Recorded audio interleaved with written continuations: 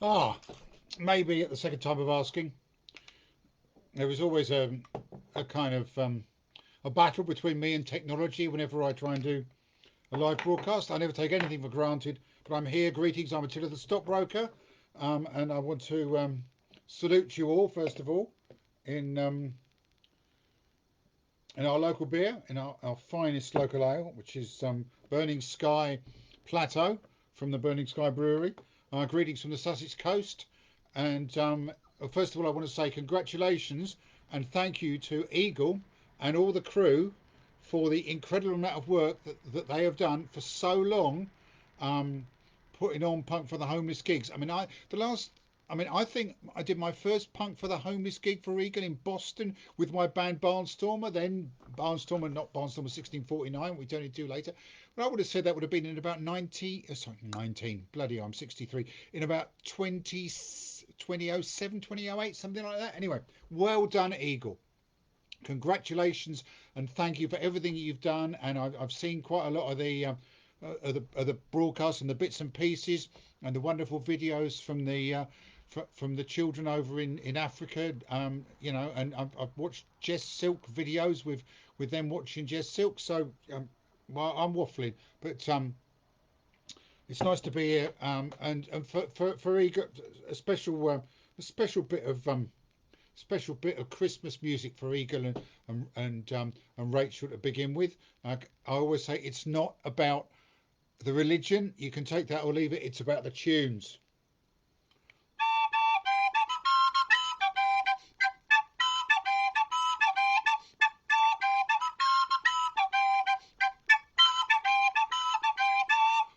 And maybe a little bit of pink oboe.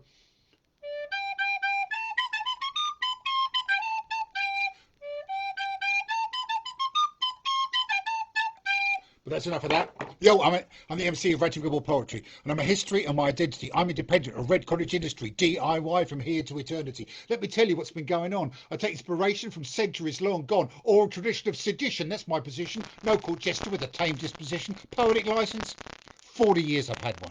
And they don't come easy. They're not handed out for fun. You have to earn it, work and sweat and move, not get stuck in a dead poet bore groove. I earn mine in dirty, scummy punk clubs, art centres, rock gigs, festivals and dodgy pubs. And yes, once or twice I've had to fight. But when a fascist hits a poet, the poet's doing something right. I love words, and I love them in the red and raw. I like to use them in ways they've not been used before. I want you to laugh, I want you to think as well. Bollocks to TV. This is live, as live as hell. Oral tradition, the real origins of poetry. Attila the Stockbroker, ranting rebel MC, Dean of the Social Surrealist University. Welcome to my wild poetic journey. Cheers. Let's just check the time, 20:09. So I've got to finish at about 25 to. Cheers. So coronation. This little rhapsody to inspire us not to get coronavirus. Lady Gaga, Miley Cyrus, they don't want coronavirus. It's a disease coming on the breeze and none of us would like it, please. It's a disease coming on the breeze. Piss off, Trump. It's not Chinese. Bloody hell. It's a pandemic running through the world at a rate systemic. Let me spell out my position. I'm 63 with a lung condition. Let's all work hard to avoid it till researchers have destroyed it. Don't get cranky. Don't be a fogey. Use that hanky. Bin that bogey. This little rhapsody to inspire us not to get coronavirus. Lady Gaga, Miley Cyrus, they don't want coronavirus. It's a disease coming on the breeze and none of us would like it, please. It's a disease coming on the breeze. Piss off, Trump. It's not Chinese. Please be kind and give assistance. Always do it at a distance. Get your normal shopping done. There's enough for everyone. Panic buying stupid caper. Put back all that toilet paper. What a crappy shit idea. Local pub delivers beer. This little rhapsody to inspire us not to get coronavirus. Lady Gaga, Miley Cyrus, they don't want coronavirus. It's a disease coming on the breeze and none of us would like it, please. It's a disease coming on the breeze. Piss off, Trump. It's not Chinese. New dance called the Pontius Pilate. Time we all learned to freestyle it. Water hands and a bar of soap. Cleaner than a microscope. No, don't scratch your dirty bridge, then go down and raid the fridge. Please keep safe. Please keep well. Coronavirus, go to hell. Cheers. Right, a varied programme for you tonight, folks. All across the world, as I'm sure you are. I'm going to do this one for next week. Fortunately, many of you will not have to put up with the relatives that you were going to have put up with before, which is really good. I mean, all this should have obviously have happened about 2 weeks ago. There should never have been any of this bollocks about mixing at Christmas. We have to do as much as we can to support each other, but putting old people through a horrible virus, even if you don't like them, isn't a good idea. Because you know your relatives, you may hate them, you may despise their politics. It's a weird thing how kind of old people get more right wing. Not everybody, I'm not, but a lot of people do. But you may despise them for their politics, but underneath it all, they're your relatives, and you don't want them to die. So it's actually quite good that we're not actually going to be inflicting all this stuff at this very dangerous time. So instead, you could just relish the fact that they're not there, and at the same time that they're safe. So you've got your horrible, bigoted, tabloid reading, thicko grandparents or whatever, or relatives. Um, you dread having them around for Christmas. You're glad they're not there, A, because they're bigoted, horrible assholes, and you don't want to have to spend time with them but pretend you like them, and B, you don't actually want them to die. You don't hate them that much. So for all those people who feel like that, a poem I wrote about the people that I feel that like that about. It's called Poison Pensioner. This one comes from the heart. I've tried to work it out, but I just can't see how a cretin like you is related to me. You've just one brain cell, and that one's a mess. Parroting rubbish from the Daily Express. No, not the Sun. You just said that was a rag. Delusions of grandeur from a jumped-up hag, but don't get ideas. You're as thick as a shoe. Poison Pensioner. This poem's for you. I've had it up to here and I'm cutting up rough. Distant relative? Not distant enough. Ever thought of space travel, prejudiced cow? I'd suggest Uranus. But you're up there right now. You've a monochrome vision of a world that's dead. A million Reader's Digests inside your head. I like to put vomit in your cheese fondue. Poison Pensioner, this poem's for you. You worked all your life in the public sector, and all you ever did was whine and hector, moan at the people who fought your cause, cheer for the Tories and their union laws. You were born in a council house, you clueless bitch, but you side with the right and you vote with the rich, bowing and scraping to the privileged few. Poison Pensioner, this poem's for you. You've a medal for meddling, that's for sure. If this was my house, then I'd show you the door. But my mum needs help and you're here to see her, so I sit and I listen to your verbal gonorrhea. Right now, I wish I was in her head, because mum won't remember a word you've said. Your compassionate act just got a bad review. Poison Pensioner, this poem's for you. Bossy yet servile. Some combination. Paralysed spine of a lick-spittle nation. Could have been a builder, ended up a tall, lifelong victim of divide and rule. You're a ragged-trousered philanthropist who wasn't even waiting for the boat you missed. You're a turkey voting for Christmas too. Poison Pensioner, this poem's for you. Cheers. Beers. Who have we got here today? Hello. 2004 was it, Eagle? Hang on, I just put my glasses on. No, I don't know why I've lost them. So, I had them a minute ago. I've lost them. No, I'm not going to go on about it. Please, yeah, absolutely. Eagle's got the all the links up. That's really good. Okay, this is the other extreme. This is for the people who you really care about, especially at this time of year. But maybe you've had a disconnection with, and it may well be about politics. It may well be about the fact that you know they're Brexit supporting bigoted arseholes, but actually that you've got a real connection with them despite that, and you want to get over that or whatever. Another one straight from the heart, true story. Wrote this for my stepfather just before he died. It's called Never Too Late. My father died when I was 10, and when she dried her tears, Mum met you in the choir. She'd known of you for years. I was so pleased when she told me that she would be your wife, and I look forward happily to a new man in my life. But you were the classical singer who thought rock and roll was junk, and I was the Bolan boogie boy who soon became a punk.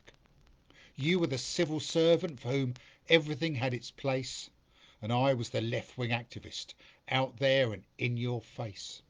Yes, you were the head of the household, and I was the stroppy kid.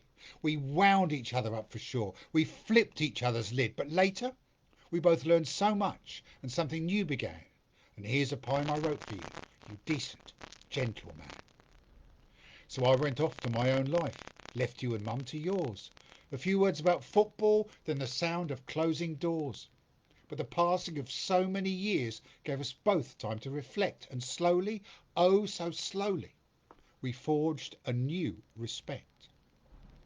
When you were ill the first time and found it hard to walk, I'd take you to the hospital and we would sit and talk. It felt so right and normal. But it was such a shame that it had taken all this time. Both stubborn, both to blame.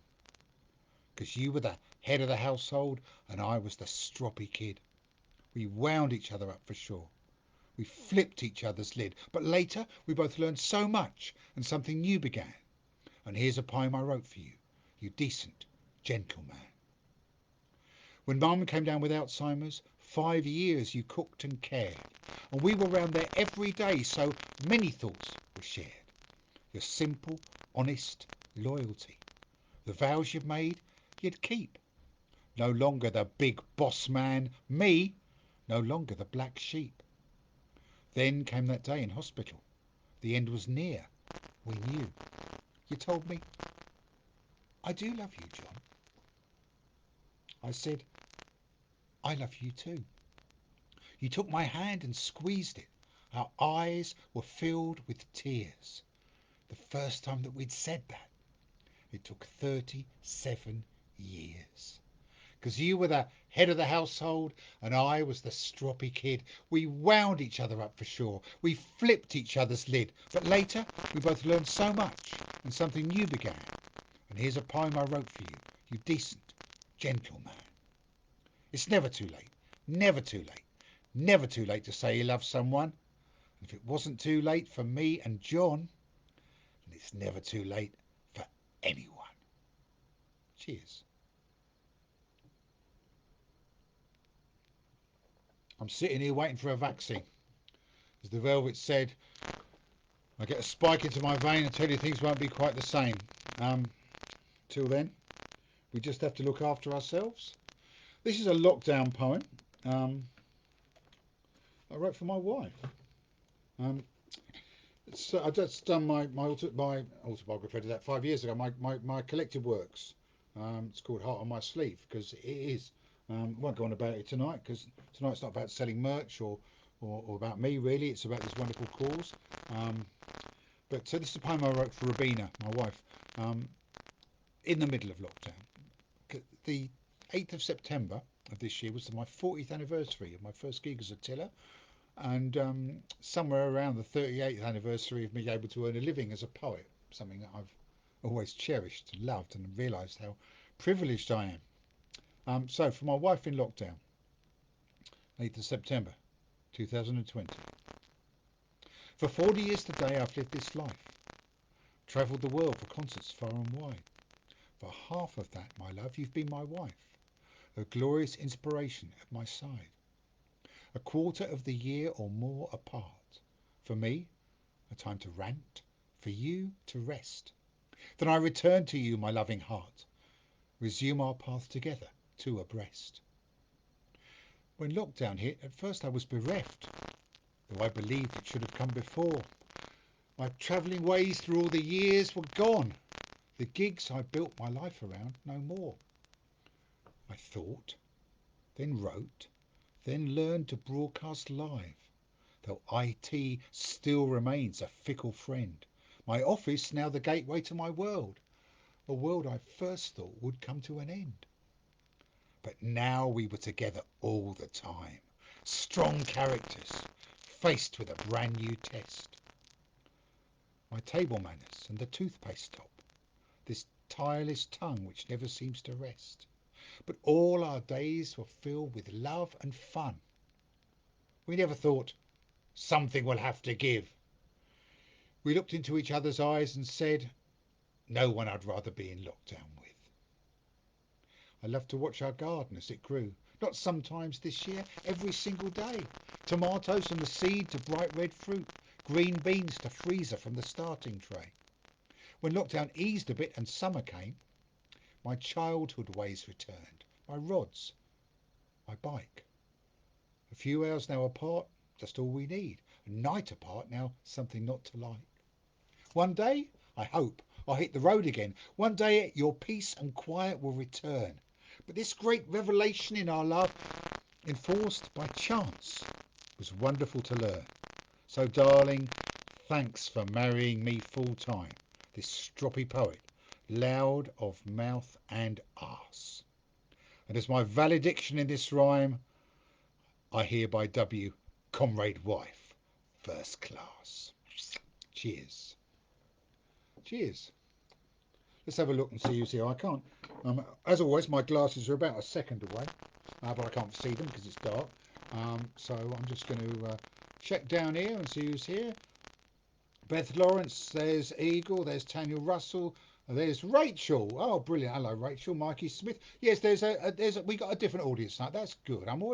It's always lovely to Aid Wilmot, brilliant. Yeah, this is good. David Emerson, hello from Cheshire, where my wife's from. Alex Ling, Tanya Russell, Darren. Sounds and looks fabulous. Yes, Darren, I took your advice. Thank you, mate. Mikey Smith, brilliant, brilliant. That's cool. All the very best. Right. Without any further ado, we carry on. Here's a bit of grime for you,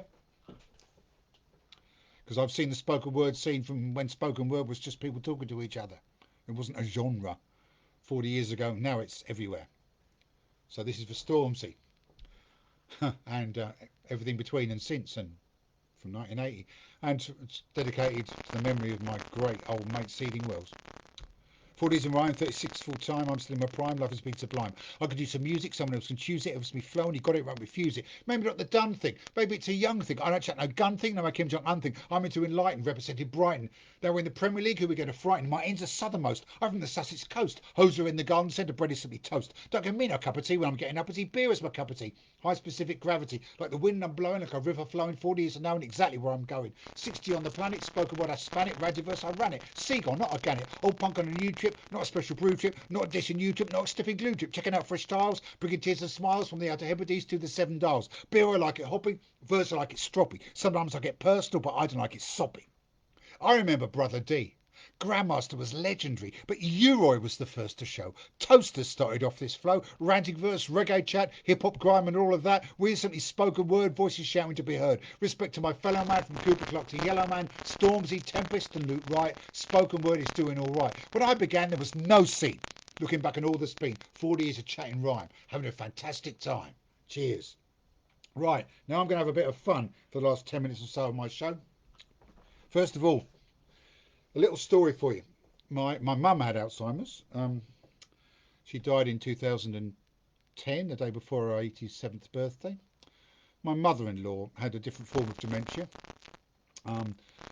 My mum stayed at home right to the end. My mother-in-law couldn't because she was from Cheshire, and in the end she had to come down and live in a home very near us in Southwick, West Sussex, where we live. And we went around to see her one day, and it was in the winter, and there was a sign on the door, and it said, "No visitors today, please.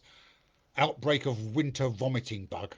And this was in the in that long lost age where there were these diseases, with quaint names like winter vomiting bug. They didn't actually sort of inspire fear throughout the world. Anyway, so I turned to Rabina and I said, winter vomiting bug. If this was 1981, there'd have been a band called that, and they'd have done an EP on Crass Records. And because there aren't any sort of A's in winter vomiting bug, that had circled the ends, because they couldn't have circled the A's, so they weren't. So they circled the ends, because apparently if you circled an N, it meant nihilism, although I'm sure none of them realised what that was. And I just started thinking, and I invented this band called Winter Vomiting Bug, who started off in 1981 and loved Crass and got their basic message ever so slightly wrong. And I wrote this poem. And this poem is called The Return of Winter Vomiting Bug. And it's dedicated to anyone who's ever been to the George Robey in London. And it's dedicated to anyone who ever went to Oddies in Oldham in the early 1980s, where I performed a couple of times. And there they definitely got Crass's basic message totally wrong. I thought that they had gone for good. A bloody tragic loss. But then I got a flyer at a Pukes gig in New Cross. A solid wall of armpit stench encased in rotting leather. The kings of crapcore anarchoi are getting back together. The flyer's here.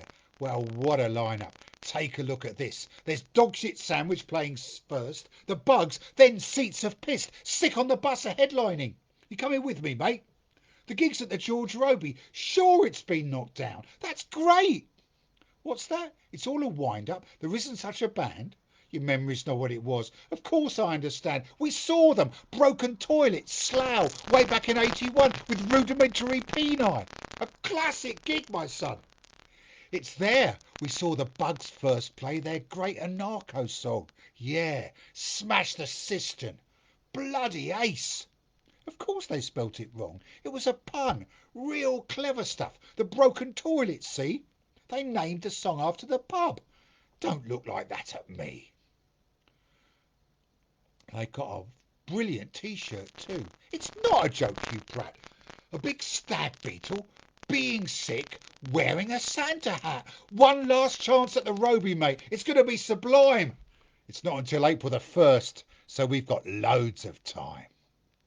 And then, having invented Winter Vomiting Bug, their imaginary singer, Boghead, started pestering me. First of all, Winter Vomiting Bug started pestering me to have an imaginary singer, and they got one called Boghead. And then Winter Vomiting Bug's imaginary singer, Boghead, started pestering me to write some songs for him.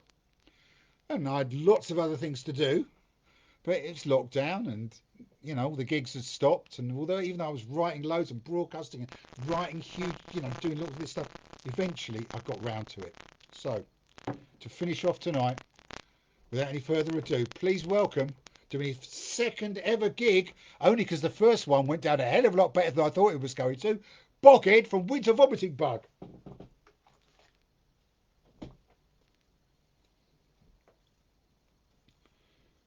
Hang on, let's start round here.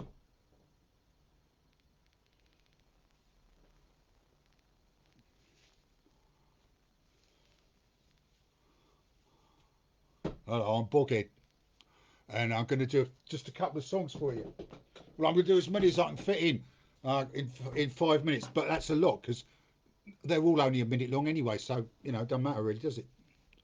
So just get my hair straight. Okay. First one's the title track of our first imaginary EP. Smash the Cistern. 1, 2, 3, 4. Stinking hobbits, rolling leather. Better watch out, we're back together. Stumpy is our favourite drug. We are Winter Vomiting Bug. All these years we've been away. Now we're back and we're here to stay. We still love the mess we make when we go for a toilet break.